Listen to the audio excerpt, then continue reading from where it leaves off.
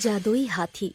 हरिनगर नाम का एक छोटा सा गांव था। उस गांव के लोग बहुत धार्मिक थे और पूजा पाठ किया करते थे। इसलिए गांव में बहुत सारे मंदिर बने हुए थे। गांव के एक कोने में एक छोटा सा टूटा फूटा घर था, जिसमें मुन्नी, गणपत और उनकी माँ राधिका रहा करती थी। मुन्नी 10 साल की हो चुकी थी और उसका भाई गणपत उससे बड़ा था। दोनों भाई बहन एक दूसरे को बहुत प्यार करते थे और साथ साथ खेला करते थे। मुन्नी और गणपत भगवान गणेश के बहुत बड़े भक्त थे। दोनों रोज सुबह उठकर मंदिर जाते थे और भगवान गणेश की पूजा किया करते थे।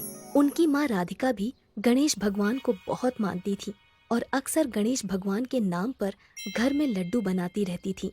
लेकिन उनके घर की स्थिति बहुत खराब थी। राधिका दिन भर मेहनत मजदूरी करके पैसे कमाती थी और अपने दोनों बच्चों का पेट पालती थी।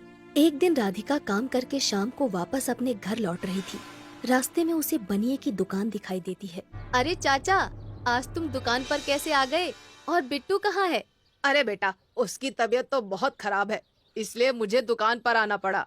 अच्छा चाचा, मुझे 1 किलो बेसन दे दो। बहुत दिनों से लड्डू बनाकर गणेश भगवान को प्रसाद नहीं लगाया।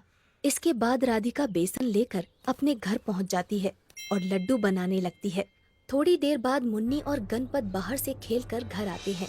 अरे वाह, बेसन के लड्डू! मुझे तो लड्डू देखकर रहा ही नहीं जा रहा। तू रहने दे मुन्नी, पहले लड्डू का भोग भगवान गणेश को लगेगा, है ना माँ? हाँ बेटा, पहले भगवान जी को भोग लगाएंगे, उसके बाद तुम दोनों लड्डू खा सकते हो। अच्छा ठीक है, लेकिन माँ, मुझे आपसे एक बात पूछनी थी। हाँ मुन्नी, पूछो। गांव के बाहर एक सर्कस आया है जिसमें एक हथनी का बच्चा फ्री में मिल रहा है। मैं वो हथनी अपने घर पर लाना चाहती हूँ। नहीं मुन्नी बेटा, हम लोग बहुत गरीब हैं, हम हथनी की सेवा नहीं कर सकते। लेकिन मुन्नी रोने लगती है और मजबूर होकर गणपत वो हथनी अपने घर ले आता है। हथनी के घर आते ही मुन्नी बहुत खुश हो जाती है। धीरे धीरे समय गुजरता जाता है। मुन्नी और उस हथनी में गहरी दोस्ती हो जाती है। मुन्नी उसके ऊपर चढ़कर सारे गांव की सवारी करती है। राधिका भी जैसे तैसे पैसे जमा करके उस हथनी की सेवा करती है।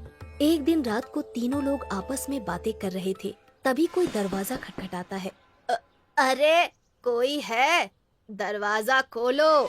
गणपत तुरंत दरवाजा खोलता है तो सामने बूढ़ी काकी खड़ी हुई थी। अरे आओ काकी, अंदर आओ। अरे काकी, इतनी रात को कैसे आना हुआ? अब क्या बताऊं बेटा, घर में खाने का एक दाना नहीं है और मेरी कोई नहीं सुनता। सबको तो बस अपनी अपनी पड़ी है। अगर तुम मुझे कुछ पैसे दे दो तो बड़ी मेहरबानी होगी। इतना सुनते ही कुछ देर के लिए सभी लोग शांत हो जाते हैं। फिर अरे कोई बात नहीं काकी, मेरे पास कुछ पैसे पड़े हैं, तुम ले जाओ। इतना कहकर राधिका अंदर जाती है और कुछ पैसे लाकर बूढ़ी काकी को दे देती है। भगवान तुम्हारा भला करे बेटा। इतना कहकर बूढ़ी काकी वहाँ से चली जाती हैं। बूढ़ी काकी के जाते ही गणपत अपनी माँ से पूछने लगता है। माँ, हमारे पास केवल उतने ही पैसे थे, तुमने वो भी पैसे काकी को दे दिए, क्यों? अब हम लोग क्या करेंगे? बेटा, किसी जरूरतमंद की मदद करना बहुत ही नेक काम होता है, ऊपर वाला सब ठीक कर देगा।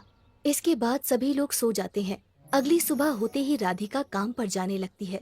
अरे गणपत, मैं पास वाले गांव में काम करने जा रही हूँ, हो सकता है आते आते रात हो जाए। हाँ ठीक है माँ, हम लोग घर पर ही रहेंगे। राधिका काम पर चली जाती है। अपनी माँ के जाते ही मुन्नी गणपत के पास आती है। भैया, घर में एक भी पैसा नहीं, अकेले माँ कब तक हमें खिलाती रहेंगी? हमें भी कुछ करना चाहिए। तू ठीक कहती है मुन्नी, लेकिन हम कर क्या सकते हैं? मेरे पास एक आइडिया है भैया, क्यों ना हम लोग अपनी हथनी से सभी लोगों को सवारी कराएं, जिससे हमें काफी पैसे मिल जाएंगे। वाह मुन्नी, क्या आइडिया है। इसके बाद गणपत और मुन्नी अपनी हथनी से गांव वालों को सवारी कराने लगते हैं। हाथी की सवारी कितनी सस्ती, कितनी प्यारी, आइए आइए, हाथी की सवारी का मजा लीजिए। मुन्नी और गणपत दिन भर गांव वालों को हाथी की सवारी कराते हैं और बहुत सारा पैसा कमा लेते हैं। अंधेरा होते ही उनकी माँ राधिका काम करके वापस घर आ जाती है। माँ, आज हमने गांव वालों को अपनी हथनी की सवारी करा के बहुत सारा पैसा कमाया, ये देखो इतने सारे पैसे। इतना सुनते ही राधिका गुस्से से लाल हो जाती है और गणपत को एक जोरदार थप्पड़ मार देती है। गणपत रोने लगता है। माँ, तुमने भैया को क्यों मारा? हमारी हथनी गर्भवती है और तुम लोगों ने गांव वालों को उसकी सवारी करा दी। हे गणपति बप्पा, माफ करना। मुझे पता नहीं था माँ, मुझे माफ कर दो। अभी जाकर तुरंत हथनी से माफी मांगो, वरना भगवान गणेश नाराज हो जाएंगे। इसके बाद गणपत और मुन्नी अपनी हथनी के पास जाकर उससे माफी मांगते हैं और काफी देर तक उसके पास बैठे रहते हैं। तभी उनकी माँ आवाज लगाती है, अरे बेटा, कितनी रात हो गई है, आओ खाना खा लो, जो हुआ उसे भूल जाओ। 2 दिन बाद गणेश चतुर्थी है, हमें कल पूजा का सामान लेने भी जाना है। गणपत और मुन्नी खाना खाकर सो जाते हैं। 2 दिन बाद गणेश चतुर्थी का त्योहार आ जाता है और गणेश चतुर्थी के दिन हथनी 3 बच्चों को जन्म देती है। राधिका, मुन्नी और गणपत बहुत खुश होते हैं और धूमधाम से गणेश चतुर्थी का त्योहार मनाते हैं। हम बहुत किस्मत वाले हैं, आज के दिन हथनी ने 3 हाथियों को जन्म दिया है। हाँ माँ, और देखो ना, ये तीनों छोटे छोटे हाथी कितने प्यारे लग रहे हैं। कुछ महीनों बाद तीनों हाथी के बच्चे थोड़े थोड़े बड़े हो जाते हैं। एक रात को तीनों हाथी के बच्चे घर के बाहर रस्सी से बंधे हुए थे और वो रात पूर्णिमा की रात थी। जैसे ही रात के 12 बजते हैं तो चांद की रोशनी उन तीनों हाथियों पर पड़ती है। तो देखते ही देखते पहला हाथी सोने के लड्डू निकालने लगता है और दूसरा हाथी जादुई मोदक निकालने लगता है और तीसरा हाथी बहुत सारा जादुई खाना निकालने लगता है। अगली सुबह जब राधिका तीनों हाथियों के पास सोने के लड्डू और ढेर सारा खाना देखती है तो जोर से आवाज लगाती है, गणपत, मुन्नी, जल्दी यहाँ आओ, देखो यहाँ क्या हो गया है। गणपत और मुन्नी दौड़कर वहाँ पहुँच जाते हैं और वहाँ का नजारा देखकर उनकी आंखें फटी की फटी रह जाती हैं। लगता है माँ, ये तीनों जादुई हाथी है। अरे बाप रे, इतना सारा खाना और सोने के लड्डू, अब हमारी सारी गरीबी दूर हो जाएगी। लेकिन इससे पहले तो कभी ऐसा नहीं हुआ, कहीं कोई भूत प्रेत का साया तो नहीं। माँ, कल पूर्णिमा की रात थी और इससे पहले हमने कभी भी तीनों हाथियों को रात को बाहर नहीं बांधा था। थोड़ी देर बातें करने के बाद वो लोग सारा जादुई खाना और सोने के लड्डू उठा लेते हैं। राधिका और गणपत शहर जाकर सोने के लड्डू बेच देते हैं।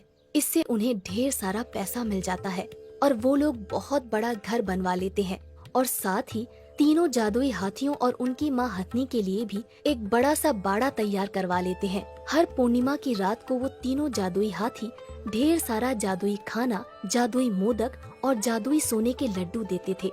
राधिका, मुन्नी और गणपत ढेर सारा जादुई खाना गांव के गरीब लोगों में बांट देते थे और अपने घर के बगल में एक बहुत बड़ा गणेश भगवान का मंदिर बनवाते हैं। धीरे धीरे आसपास के बहुत सारे गाँव में ये बात फैल जाती है कि वो तीनों हाथी जादुई हैं। दूर दूर से लोग जादुई हाथियों के दर्शन करने आने लगते हैं। धीरे धीरे समय के साथ वो तीनों जादुई हाथी और बड़े हो जाते हैं।